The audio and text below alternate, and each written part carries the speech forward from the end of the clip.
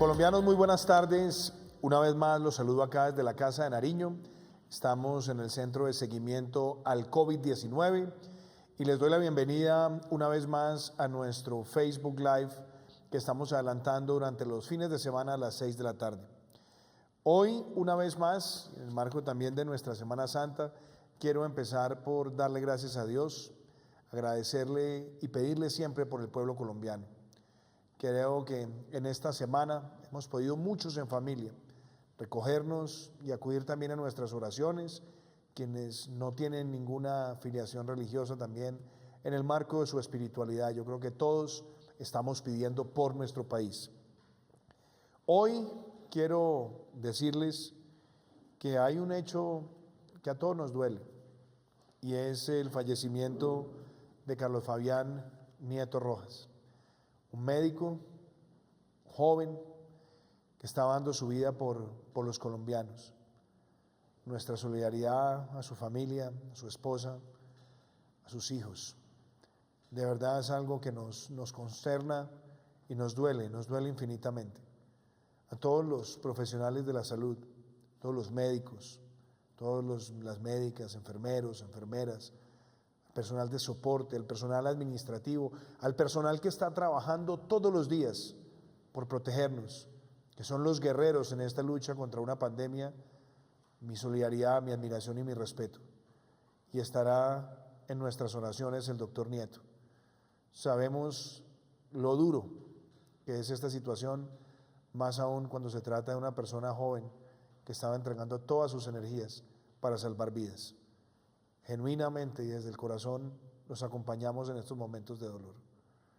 Quiero también hoy compartirles a ustedes nuestra gratitud a todos los soldados y policías de nuestro país, a esas personas que están trabajando por hacer cumplir el aislamiento preventivo obligatorio y que también están haciendo gran pedagogía ciudadana, están apoyando la logística y también salvando vidas.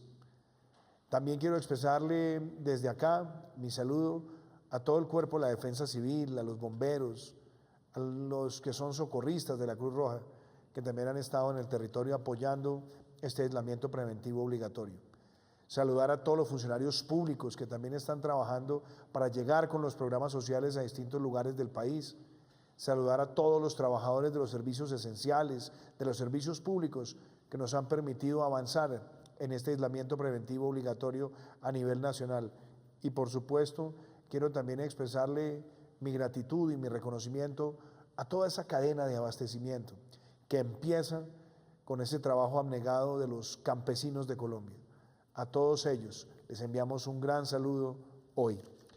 Quería empezar también este ejercicio contándoles que a la fecha se han adelantado en el país más de 40.000 pruebas, de los cuales tenemos 37.824 casos que han sido descartados de tener coronavirus. Tenemos 2.709 casos y tenemos en este momento 214 recuperados de esta enfermedad. Tenemos en este momento siendo tratados en sus casas 1.972 personas y tenemos registrado a la fecha 100 personas que han fallecido por cuenta de esta pandemia, de esta enfermedad que nos duele a todos.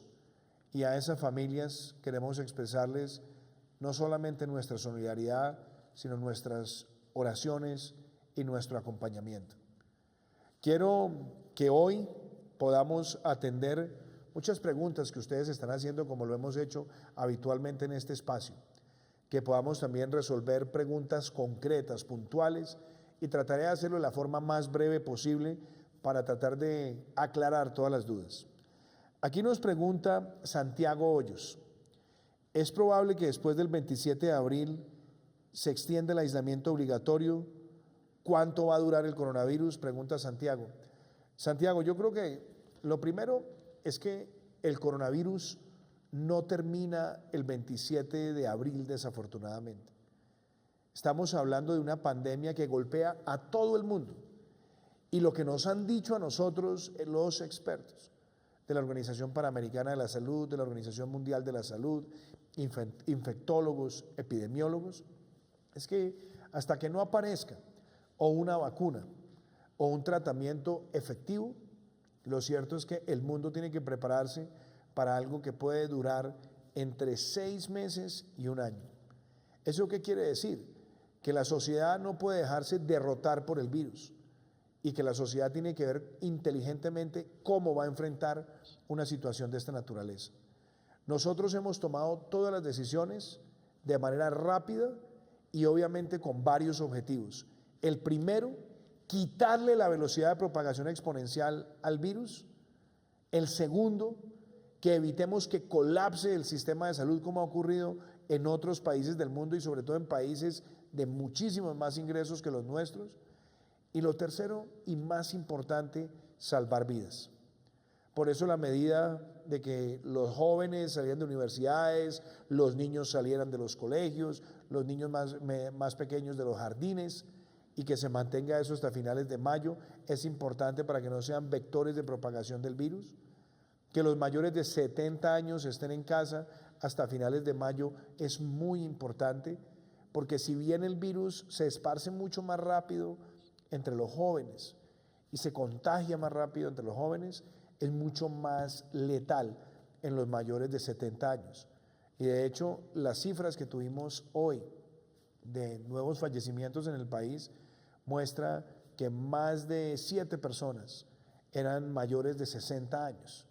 Y eso nos sirve a todos para tener claro que golpea a esa población y la golpea aún más si hay preexistencias y también golpea a otros sectores de la población más jóvenes que también tengan preexistencias. Por eso nos toca seguir manteniendo esas medidas. Pero lo otro es que después del 27 debemos tener claro, y además lo veo hacia adelante, y hay que decirlo así, nosotros no vamos a recuperar muchas cosas de nuestra vida social en mucho tiempo. Ni vamos a estar yendo a conciertos, ni al estadio, ni en grandes aglomeraciones, ni en grandes eventos, discotecas, bares, seguramente tendrán que permanecer cerrados y tendremos muchísimos más protocolos y medidas que van a ser mucho más rigurosa la interacción, porque tendrá que hacerse con un gran nivel de distanciamiento. Entonces es muy importante que todos nos vayamos preparando para esa realidad mientras el mundo desarrolla o un tratamiento o una vacuna. Y por eso las medidas y protocolos sectoriales los estamos trabajando con muchísimo rigor, porque muchos países se están preparando para que a partir del 27 de abril y otros países después del 3 de mayo vayan teniendo un proceso donde en la sociedad esos protocolos permitan seguir asegurando la protección de la vida y de la salud al mismo tiempo en el que se recuperan también actividades productivas. Pero lo cierto es que todas nuestras decisiones tienen como premisa la salud y la vida y las estamos tomando con expertos. Y fue por esa razón que nosotros decidimos extender también nuestro aislamiento preventivo obligatorio por 14 días más hasta el 27 de abril a partir de este lunes 13 de abril. Seguiremos trabajando en esa dirección. Me pregunta Valentina Díaz, ¿por qué colegios y universidades estarán cerrados hasta mayo? ¿Qué se busca con eso? Valentina, justamente lo que decía hace un rato, los jóvenes y los niños son considerados como un gran vector de propagación del coronavirus. Son los sectores que más rápido se pueden contagiar, aunque no tengan tanta letalidad. Pero si nosotros tenemos más niños interactuando en estos momentos que son cruciales, sobre todo donde se puede dar un crecimiento exponencial de la pandemia, es preferible hacer el esfuerzo y que estén en sus casas un mes más, de tal manera que nosotros podamos seguir aplanando la curva epidemiológica y podamos también de alguna forma mucho más clara evitar que se genere un colapso en la atención del sistema de salud y que podamos efectivamente salvar vidas concentrándonos en los casos más crónicos. Esa es la razón por la cual tenemos esa medida. Me pregunta Vivian, ¿por qué el coronavirus está generando tantos problemas económicos en el mundo y qué tan grave puede ser la crisis? Vivian, yo diría que es la acumulación de muchas cosas. Primero, estamos hablando de un virus que se esparce con mucha facilidad. 80% de las personas que lo portan son asintomáticos. Eso hace que sea un virus que crezca mucho, que crezca en la interacción. Muchos casos van a llegar importados y eso se ve aún en países que ya creían haber superado la situación, lo siguen viviendo. Entonces, las decisiones de distanciamiento social llevan, por un lado, a que se tengan que tomar medidas que impactan en la dinámica económica, que impactan en el empleo, que impactan en sectores como el transporte, como el turismo, como el comercio. Y por supuesto, al generar ese impacto, a lo que llevan es que los países más ricos, que también se han visto afectados por esta medida, empiecen a demandar menos productos del resto del mundo y eso hace que los precios de los productos básicos caigan de precio, afectando a muchos países como Colombia, como Brasil, como Chile, países en desarrollo. Y por supuesto, eso también lleva a que precios del petróleo caigan, a lo cual también se le suman decisiones que han tomado otros países. Y eso también repercute en los mercados financieros porque el valor de las acciones, el valor de muchos activos también se cae.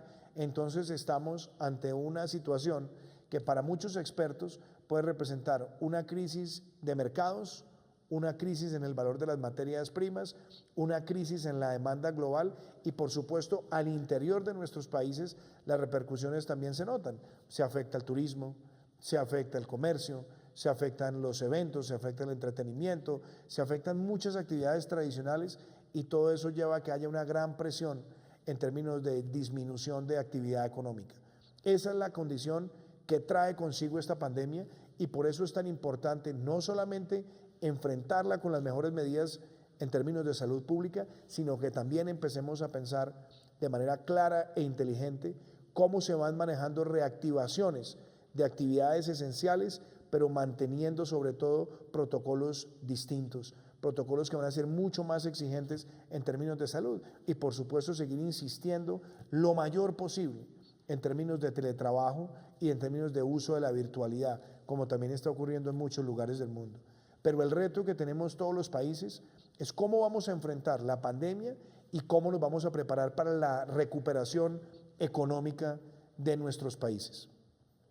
Me pregunta Gladys, ¿qué tan grave es la situación en el mundo para adquirir equipos como ventiladores? Gladys, es una situación muy compleja y lo tengo que decir con mucha claridad.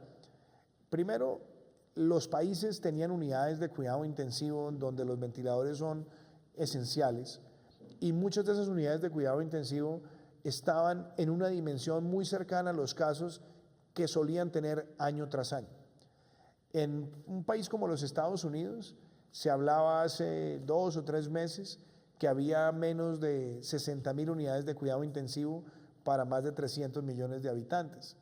En el caso de un país como el Brasil, que tiene poco más de 200 millones de habitantes, se estaba hablando de más de 25.000, casi algunas personas hablaban hasta de 30.000 o de 34.000. En un país como Colombia estamos hablando de alrededor de 5.400, 5.500, algunos hablan de 5.600, y esas capacidades, cuando uno ve a Colombia comparado con otros países de América Latina, somos algunos de los países que tienen más unidades de cuidado intensivo por millón de habitantes.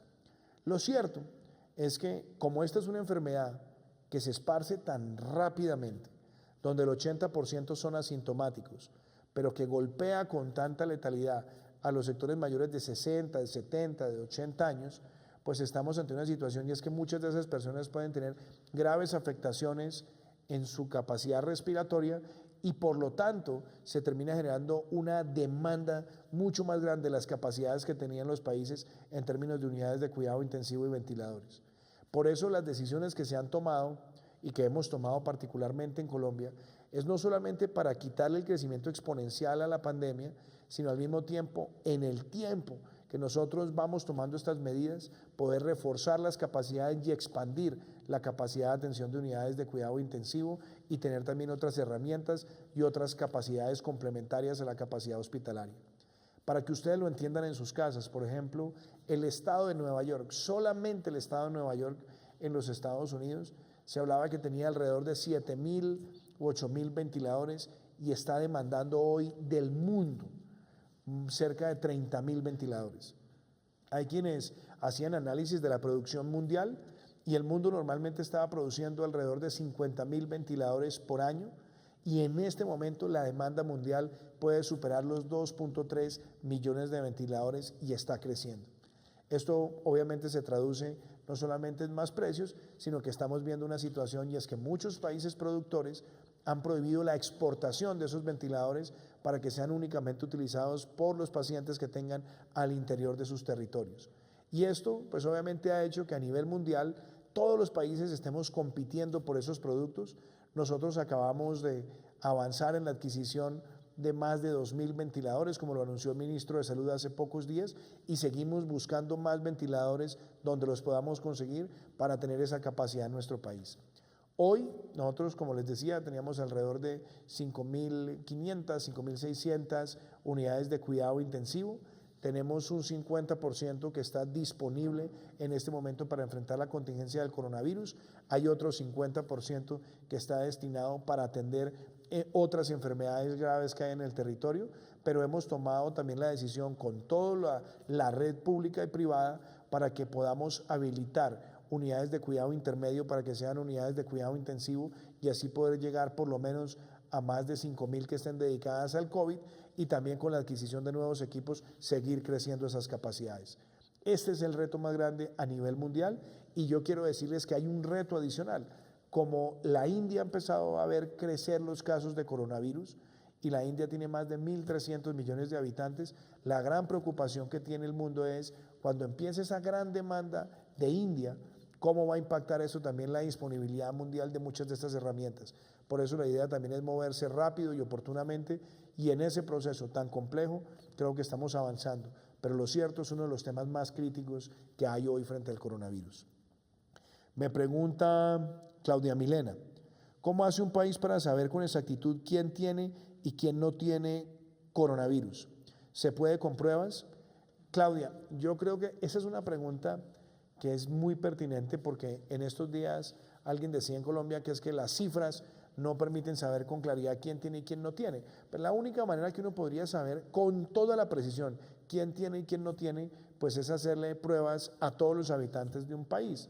Lo cierto es que las pruebas que se han venido haciendo en Colombia, Colombia tiene a este momento más de 40.000 pruebas realizadas y si uno lo compara inclusive con los países que han venido haciendo más pruebas en un periodo similar, pues Colombia se ha ido comportando cada vez con más capacidad de hacer estas pruebas en el territorio.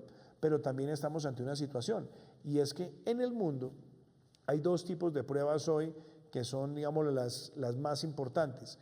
Las que se conocen como pruebas moleculares PCR, en Colombia las ha venido adelantando el Instituto Nacional de Salud bajo un protocolo que se llama Protocolo Berlín, y ese protocolo y ese tipo de pruebas nos permite tener una certeza cercana o superior al 90% en la gran mayoría de casos, y eso es algo importante, pero también nos hemos dado cuenta que a nivel mundial todo lo que son los kits para los radioactivos, que son los que nos permiten a nosotros tener la posibilidad de disponer de una mayor capacidad de pruebas, también han entrado en un alto proceso de competencia entre muchísimos países y muchísimos laboratorios.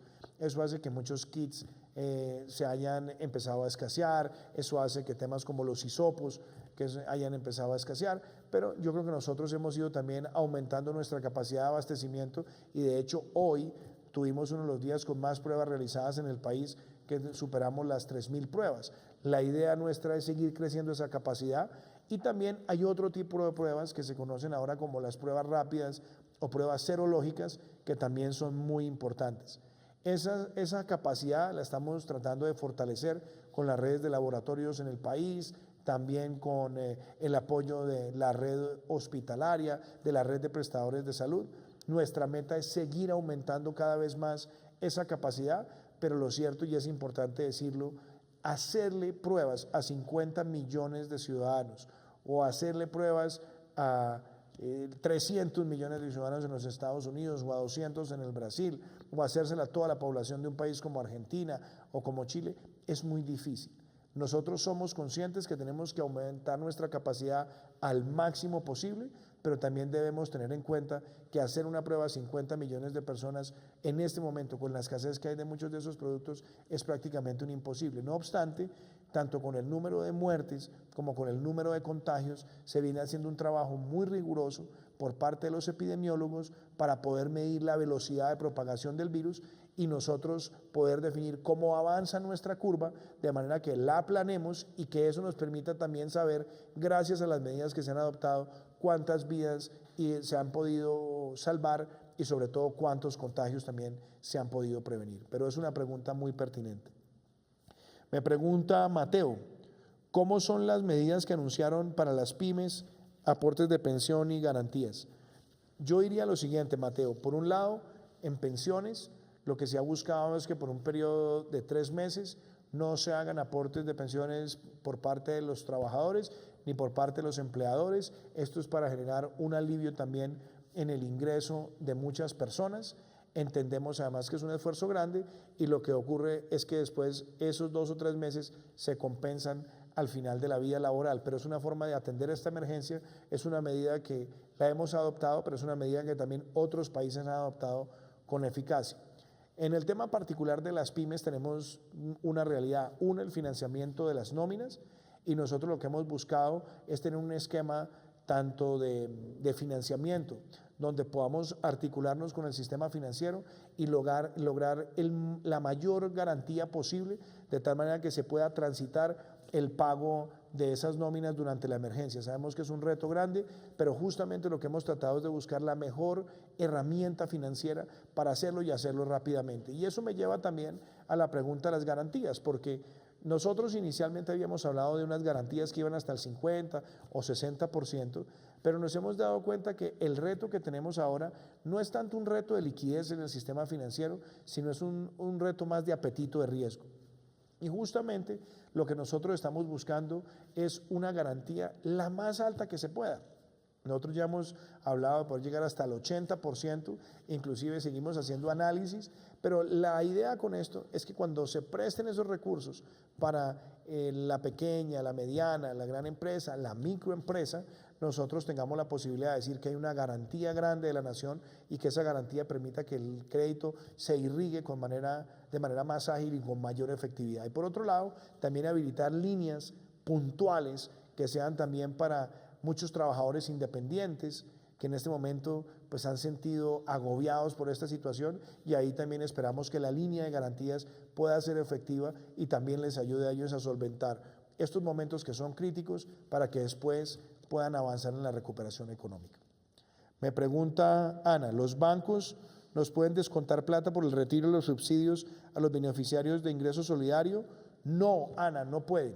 Y ahí se generó una polémica porque algunas personas denunciaron que en efecto se habían hecho, al parecer, una especie de retención o de descuentos, pero afortunadamente hubo un pronunciamiento también de la Superintendencia Financiera y también de algunos de los bancos diciendo primero que sobre eso no aplicaban ningún descuento y que si se había producido había sido por equivocación y que esa plata sería reembolsada. Pero la respuesta es: a nadie que esté recibiendo ingreso solidario le pueden hacer descuentos bancarios por recibir esos recursos. La idea es que esos 160.000 pesos estén disponibles para que las personas puedan comprar sus productos, su alimentación en estos momentos difíciles.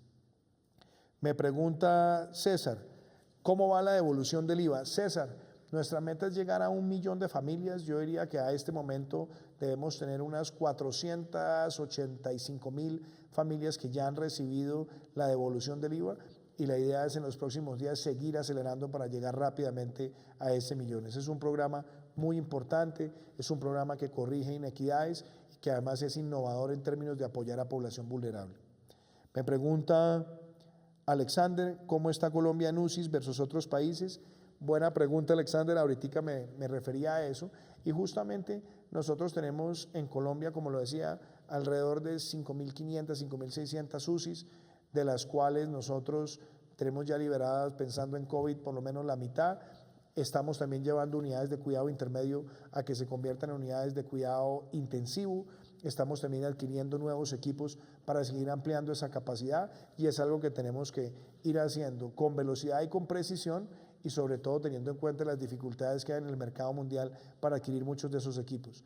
Cuando nosotros comparamos a Colombia con otros países de la región, nosotros somos uno de los países con mayor cantidad de unidades de cuidado intensivo por millón de habitantes, y creo que ese también es algo de lo cual pues, nosotros podemos valorar, pero sabemos que tenemos que seguir creciendo la capacidad para tener un entorno pues no solamente más solvente, sino más positivo. Y por otro lado, habilitar también infraestructura que sea semi-hospitalaria, como la que se ha venido trabajando en Corferias o en el Hotel Tequendama, y la que también se piensa habilitar con cerca de 8.000 habitaciones de la red hotelera nacional, y también lo que se ha buscado con la entrega de muchas de esas clínicas que estaban bajo intervención de la Superintendencia de Salud a la red territorial, para que también se habiliten camas para atender no solamente pacientes COVID en algunos casos, sino también pacientes no COVID, para no generar estrés en la red que tiene a disposición más unidades de cuidado intensivo. Me pregunta Marcela, ¿cuánta gente se va a morir de coronavirus en Colombia según estudios? Marcela, yo creo que esa es una de las preguntas más difíciles. No se puede decir hoy cuánta gente se va a morir, pero va a morir gente, y está muriendo gente en Colombia y en el mundo. Y eso es algo que a todos nosotros nos estremece, nos duele. A mí en lo personal me afecta cuando veo un fallecimiento. Para mí, aquí no es hablar de estadística, es hablar de seres humanos. Y sobre esa base yo creo que todas las medidas que hemos tomado, medidas que tienen implicaciones sociales y económicas, están salvando vidas. Y lo que queremos es que entre todos salvemos aún más vidas. Si nosotros somos rigurosos en que los mayores de 70 años estén en casa, en que los jóvenes no estén en las universidades, que los niños no estén en los colegios, los más chiquitos en los jardines, estamos salvando vidas. En la medida que tengamos nuestros protocolos de distanciamiento, estamos salvando vidas. En la medida que cumplamos con las medidas de higiene, estamos salvando vidas. Entonces, en este momento hemos tenido 100 compatriotas que han fallecido. Tenemos más de 214 que están recuperados. Tenemos 32.000 que han marcado negativo en las pruebas. Tenemos un poco más de 2.700 que en este momento son portadores, y queremos que salgan rápidamente también de esta situación. Pero el mensaje de esto es muy claro. Hay que salvar vidas todos los días. Esta es una enfermedad que está causando muertes en todo el mundo, y nuestro reto es salvarlas en Colombia cumpliendo con rigor las medidas que han sido adoptadas. Me pregunta Jaime Méndez, ¿cómo van los giros de ingreso solidario? Jaime, ya se han hecho giros a más de 1.3 millones de personas que estaban bancarizadas, y ahí se ha garantizado que en esos giros, como están garantizadas, haya precisión sobre quiénes son los que están recibiendo los recursos. Por supuesto, nuestra meta ahora es avanzar hacia 1.700.000 colombianos más. Algunos no están bancarizados, entonces estamos tratando de depurar muy bien la base de datos, trabajando con expertos. Le agradezco a la Registraduría Nacional del Estado Civil el apoyo que nos está brindando, y la idea es que este sea uno de los programas banderas de política social en unos momentos críticos que requieren que esas familias que no están en ningún programa social reciban los recursos. Y agradezco los centenares de mensajes que nos han llegado de personas que han recibido los recursos y que además nos lo han mandado a través de sus videos contándonos que por primera vez se han sentido protegidos por el Estado. Mi saludo también para todos ellos. Nos preguntan acá, Andrés, ¿cómo hacer para que productos médicos necesarios en esta coyuntura no tengan IVA? Gracias, Andrés. Acabo de firmar un decreto, estamos esperando que lo firmen hoy el resto de los compañeros del gabinete, donde más de 100 productos médicos para atender esta coyuntura no van a tener IVA. Y ahí estamos hablando de productos que son fundamentales para la salud y para salvar vidas. Muchas gracias por esa pregunta, apreciado Andrés. Y me hacen aquí la última pregunta. Me están diciendo con mucha claridad, ¿cómo podemos hacer para que al interior de las familias haya cada vez más conciencia de cómo el comportamiento nuestro nos pueden seguir ayudando a salvar vidas? Lavado de manos, distanciamiento, también el uso del tapabocas, cumplir con rigor la cuarentena nacional. Todo esto es importantísimo, pero yo creo que en la medida en que nosotros al interior de las familias, en el espacio compartido, tengamos también esas políticas de distanciamiento, también nos estamos protegiendo los unos a los otros. Me preguntan, Cristian Javier me pregunta, si se me bajan los ingresos, ¿puedo retirar cesantías? Sí, Cristian, esa fue una medida que nosotros adoptamos, donde no tienes que ser una persona que esté cesante para adquirir las cesantías, sino que si has tenido una desmejora en los ingresos del último mes o en los últimos 2 meses, puedes perfectamente acudir a un retiro parcial para poder cubrir esas necesidades. Esa es otra medida que tomamos en el marco de la emergencia, pensando en los ciudadanos. Y bueno, yo creo que aquí estamos prácticamente. Me pregunta Alfredo Ordóñez, ¿usted en lo personal cómo se siente? Pues Alfredo, gracias por hacerme la pregunta. Yo se los digo a todos ustedes, estamos ante un momento único en nuestras vidas, un momento difícil para el mundo. Muchos dicen que es el momento más difícil después de la Segunda Guerra Mundial, y tal vez así lo sea. Pero yo en lo personal, se los quiero decir y se los transmito. Todos los días me aferro mucho más a la fe, y todos los días también me aferro mucho más a las ganas de poder guiar al país en medio de esta tempestad y que todos salgamos adelante. Hay momentos que para mí son muy duros, cuando veo el sufrimiento de familias, cuando veo un fallecimiento, me duele. Cuando muchas veces queremos conseguir ventiladores y vemos las dificultades, muchas veces para mí en lo personal es duro, pero siempre hay esas ganas y, como digo yo, esa palabra que no me cansaré de repetir tantas veces, que es mi palabra favorita: resiliencia. Tratar de convertir las adversidades en la mejor de las oportunidades. Esa resiliencia trato de mantenerla siempre en una claridad de espíritu y sobre todo con una fortaleza en la fe y en la familia, para que podamos salir adelante. Y ese es el mensaje que yo les transmito a ustedes para cerrar este Facebook Live. Este no es un momento fácil, y aquí nadie puede pintar pajaritos en el cielo, ni nadie puede hablar que estamos en una circunstancia que pueda ser matizada color de rosa. Estamos en un momento que exige lo mejor de todos, que exige lo mejor de nuestra solidaridad, de nuestra colaboración, de nuestra berraquera y de nuestra capacidad de superar adversidades. Y yo estoy seguro que así saldremos adelante. Hoy necesitamos estar más unidos que nunca, para sortear esta pandemia. Pero después tenemos que estar más unidos que nunca para sacar nuestro país adelante, nuestra economía adelante, nuestros empleos adelante, nuestras oportunidades adelante. Y esa es la invitación que yo les hago a ustedes todos los días.